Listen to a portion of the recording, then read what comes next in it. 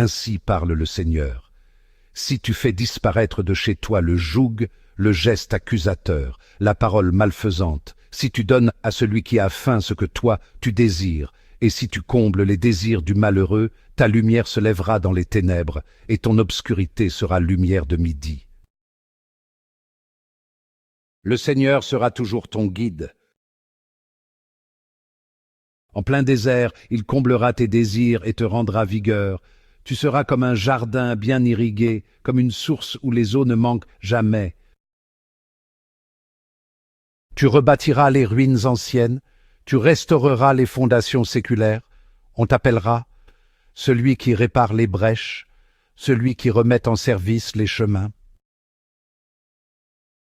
Si tu t'abstiens de voyager le jour du sabbat, de traiter tes affaires pendant mon jour saint, si tu nommes délice le sabbat et déclares glorieux le jour saint du Seigneur, si tu le glorifies, en évitant des marches à faire et pourparlers, alors tu trouveras tes délices dans le Seigneur. Je te ferai chevaucher sur les hauteurs du pays, je te donnerai pour vivre l'héritage de Jacob ton père. Oui, la bouche du Seigneur a parlé.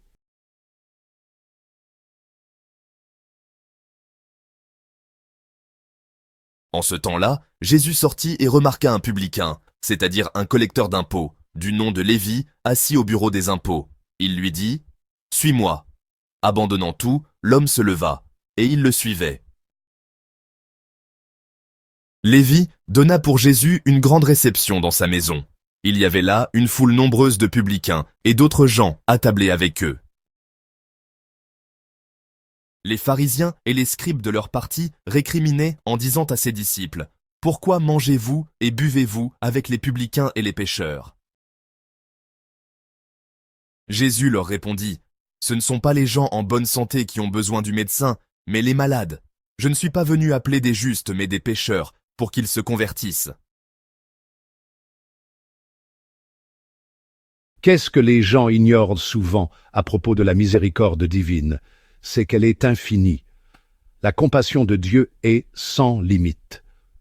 Dès les premières lignes de l'Évangile, on le voit comme le bon pasteur, le Père aimant du Fils prodigue, le médecin divin qui guérit les malades.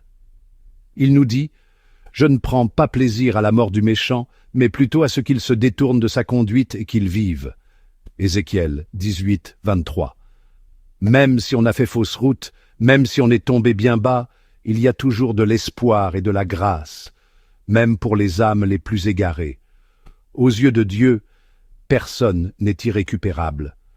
Quand on se repent, comme David qui dit « J'ai péché » 2 Samuel 12, 13, Dieu ouvre son cœur et nous accorde son immense miséricorde. N'oubliez jamais, peu importe la gravité de nos péchés, l'amour de Dieu est encore plus grand. Si vos péchés sont comme le cramoisi, ils deviendront blancs comme la neige. Isaïe 1, 18. Avec Dieu, chaque instant est une chance pour un nouveau départ.